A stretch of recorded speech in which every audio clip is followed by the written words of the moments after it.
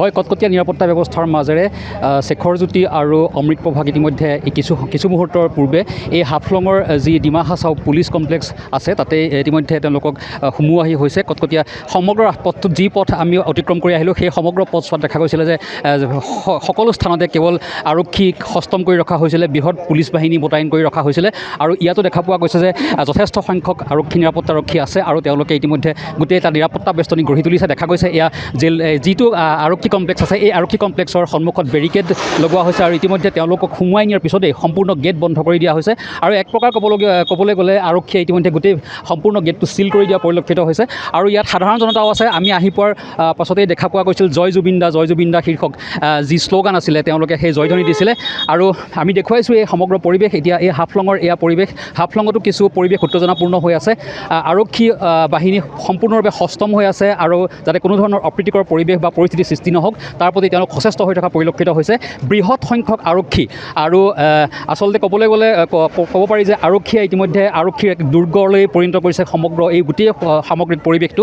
আৰু মই দেখুৱাইছোঁ এয়া ডিমা হাছাওৰ হাফলঙৰ পৰিৱেশ, য'ত নেকি খন্তেক সময়ৰ পূৰ্বেই অমৃতপ্ৰভা আৰু শেখৰজ্যোতিক ইতিমধ্যে ইয়ালৈ অনা হৈছিলে সম্পূৰ্ণ কটকটীয়া নিৰাপত্তা ব্যৱস্থাৰ মাজেৰে। গতিকে দেখুৱাইছোঁ এই সম্পূৰ্ণ যি ব্যৱস্থা, কিন্তু এই সাধাৰণ একাংশ ৰাইজো আছে যিসকল ৰাইজ ইতিমধ্যে উত্তেজিত হৈ আছে আৰু তেওঁলোকে জুবিন গাৰ্গৰ সপক্ষে যি বহু কথা কৈছে আৰু একাংশই অভিযোগ কৰিছে যে আৰক্ষীৰ এই নিৰাপত্তা ব্যৱস্থা কিয় ইমান কটকটীয়া নিৰাপত্তা ব্যৱস্থাৰ মাজেৰে তেওঁলোকক অনা হৈছে। কি ক'ব আপোনালোকে? জাষ্টিছ লাগে আমাক, জুবিন দাৰ প্ৰতি জাষ্টিছ লাগে। আৰু ইয়ালৈ কিয় আনিলে, হাফলঙলৈ কিয় আনিলে? ইমানবোৰ জেগা আছে, ইমান জেল আছে, ইয়ালৈ কিয় আনিলে? আমাৰ এইটো প্ৰশ্নবোধক চিন আৰু আমি সোনকালে আমাক জুবিন দাৰ ন্যায় লাগে। কি ক'ব বিচাৰিব এই মুহূৰ্তত? কি ক'ব? আমাক অতি সোনকালে ন্যায় লাগে, দোষীক চিনাক্ত কৰি ফাঁচি দিব লাগে, সেয়াই আমাৰ ক'বলগীয়া। অমৃতপ্ৰভা আৰু শেখৰজ্যোতিক ইতিমধ্যে কিছু সময়ৰ পূৰ্বে এই কমপ্লেক্সলৈ অনা হৈছে। গতিকে আপোনাৰ প্ৰতিক্ৰিয়া কেনেধৰণৰ? কি ক'ব আপুনি? আমাৰ ইয়াত আনিব নালাগিছিল। ডিমা হাছাও পবিত্ৰ জেগা, আমাৰ ডিষ্ট্ৰিক্ট বহুত পবিত্ৰ। এই অপবিত্ৰ মানুহকেইটাক ইয়াত আনিব নালাগিছিল। কিয় কাৰণে হৈছে? আমাক জাষ্টিছ লাগে। ইমান পলম কি হৈ আছে? জুবিন দাৰ ক্ষেত্ৰত ইমান পলম কি হৈছে? এনেহ'লে আমাৰ নিচিনা চিম্পল নাগৰিকটো এনেই মৰি যাব, একো জাজমেণ্ট নাপায়। জুবিন গাৰ্গৰ ক্ষেত্ৰত যদি এনেকৈ হৈ আছে তেনেহ'লে আমাৰ নিচিনা নাগৰিকটো একোৱেই নাই। কি খেল চলি আছে? আমাক জাষ্টিছ লাগে, জুবিন দাক ন্যায় লাগে, অত পলমে লাগে, জল্দি লাগিব। এই সকলোৱে একেমুখে জুবিনৰ হকে ন্যায় বিচাৰিছে আৰু কৈ আছে যে জাষ্টিছ ফৰ জুবিন। আৰু এই শেখৰজ্যোতি আৰু অমৃতপ্ৰভাক ইয়ালৈ অনাত বহুতে আপত্তি দৰ্শাইছে। কি ক'ব আপুনি? ক'বলৈ একো নাই। কেলৈ আনিছে আমাৰ কাৰণটো লাগে। ইয়াত কেলৈ লাগে? আমাৰ প্ৰাণৰ শিল্পী মাৰি দিছে তেওঁলোকে আৰু আমাক ডিমা হাছাওক সদায় বহুতটা বৰগেমনৰ পৰা আমাক আঁতৰাই থোৱাৰ নিচিনা হয়। অসমৰ বহুতত আমি দূৰতে থাকোঁ, ডিমা হাছাওক অকণমান বেলেগ বুলিয়ে ভবা হয়।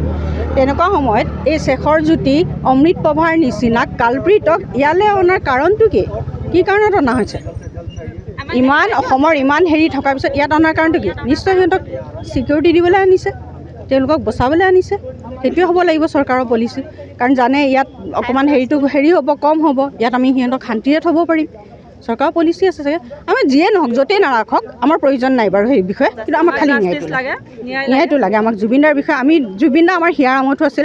মোৰ কি গোটেই অসমৰ ৰাইজে আজি কান্দি আছে। কেলৈ কান্দি আছে? আজি এমাহ হ'ব হ'লে জুবিন দাৰ কাৰণে চবেই কেলৈ কান্দি আছে? পৰহিলৈ এমাহ হ'ব।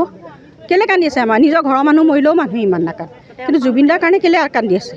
কোনেও নভবা মানুহে ভাবিব লৈছে মই ইমানেই ভাল পাইছিলোঁ নে জুবিনক, হয়নে নহয়? তেনেকুৱা সময়ত আমাৰ ইমান দিলে কেলৈ হৈ আছে? ন্যায়টো কেলৈ হৈ আছে?